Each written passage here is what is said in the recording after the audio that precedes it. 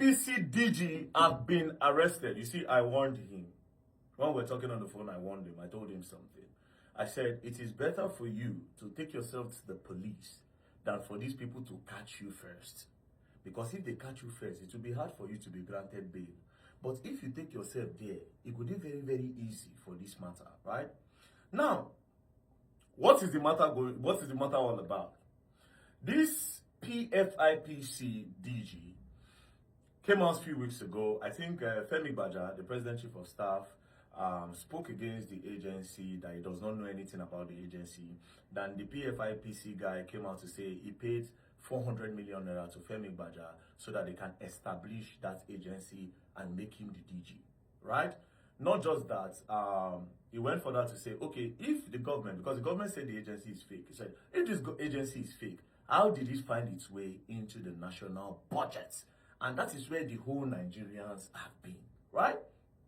Now, the whole thing was going on, and then I had an opportunity to talk to this guy. Then I asked him a question, right? Because me, I know they follow Nigerians and their sentimental bullshit.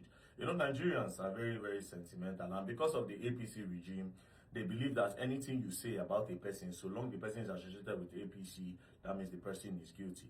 But then again, you people don't know that by doing that, you are actually enabling corruption. And if the person where you want accused no really dey guilty, the person where actually dey guilty go run, he go hide, because we don't already get to our own suspect. So the real suspect go hide. That is why we don't belong to that school of thought where we belong to. Anyways, I asked the guy a question direct. I said, bro, have you ever seen Femi Bajabiamila? He said no, he has never met him. This is somebody that you have claimed that you gave 400 million naira to, right? Then again, I went on to say, okay, since you have never met him, have you ever spoken with Femi Bajabiamila on the phone? He said yes. I said, did you speak with him on a video call? He said no. I said, so there's a high chance that it was not Femi Baja that you were speaking to.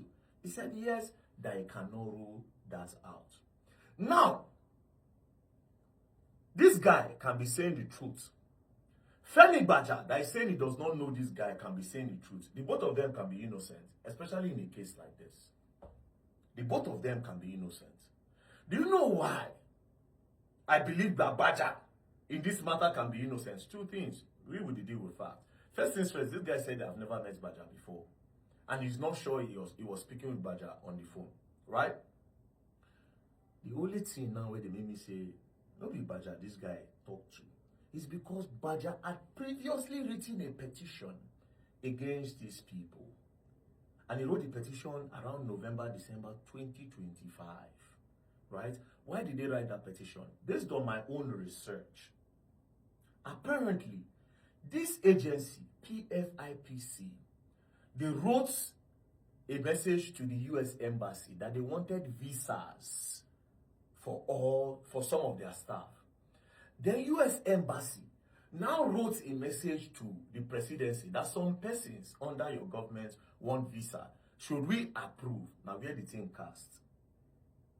This is where everything first burst. This is the genesis of the busting. So when they reach out to them, they now said, we don't know this agency. Oh yeah, police investigate. Do you understand? That was when police started investigating him. Now, when police invited him, police detained him for 23 days. In that 20-something days that he was in the prison, that he was in the custody of the police, that was when his agency appeared in the national budget. Are you understanding? That was when they appeared in the national budget. Why this guy still in custody? Meaning that there's somebody moving his file. There's somebody moving the agency's file. This have automatically now don't come up Baja first, because Baja now write the petition where make them arrest him, saying I don't know this guy. So of all of this, Baja don't come out now because now you write petition. Do you understand? That's why I say two truths can exist here. It's possible that somebody was collecting that money and saying it was Baja.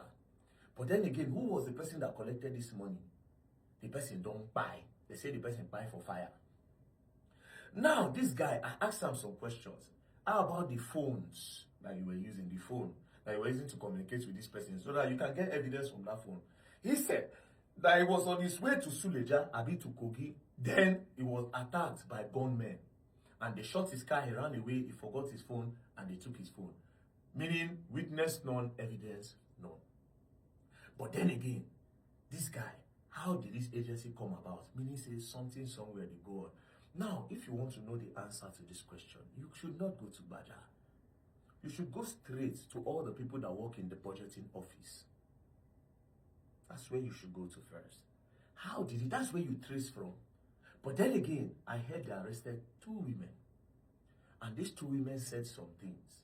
Those things that the 2 women said, me now, I called the guy, I said, bro, I heard so, alpha. The response he gave to me, I said, And that's why yesterday they tell me on my future, say, man, he be like say Baja being innocent. But Baja being innocent, no me say this government, some people in the government hand no day. Because to me, this guy don't commit crime. But then again, there are some people that are high ranked in Tinubu's government that enabled this crime.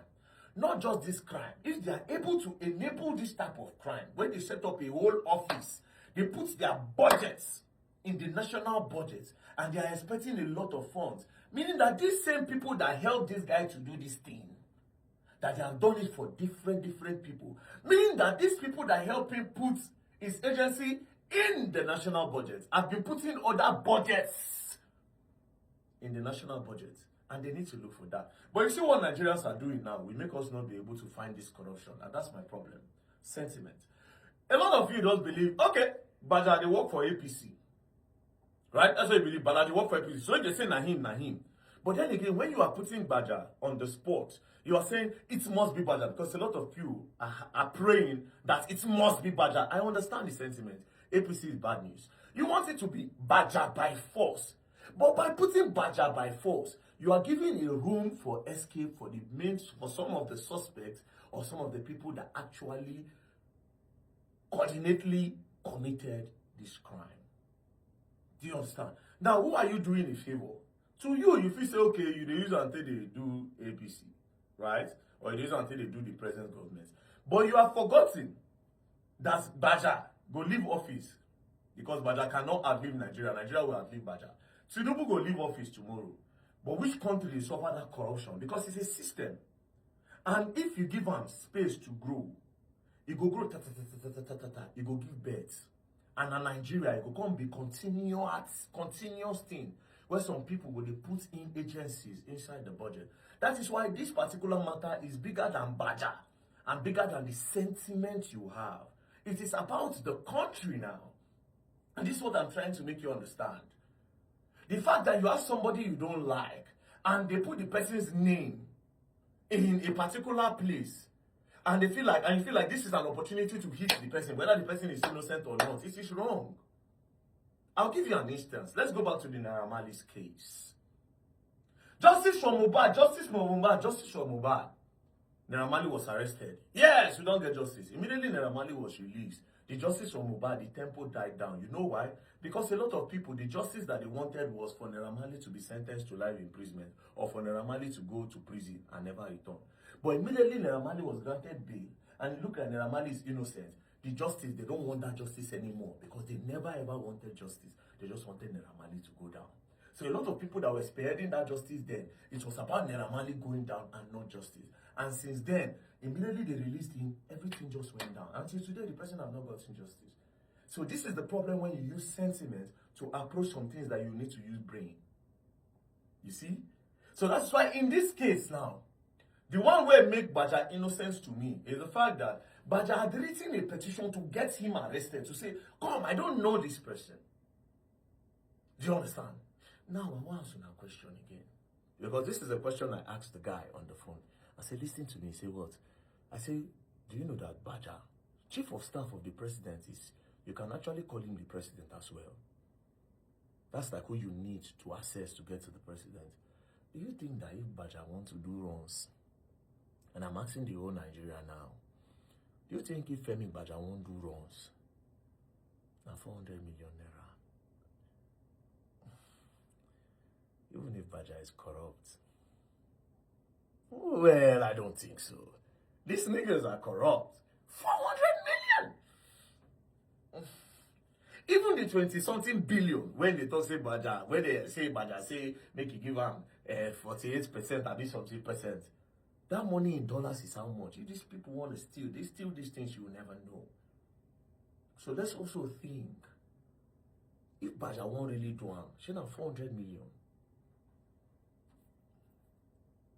Do you understand? So there are some persons that are in collaboration that puts that in the budget.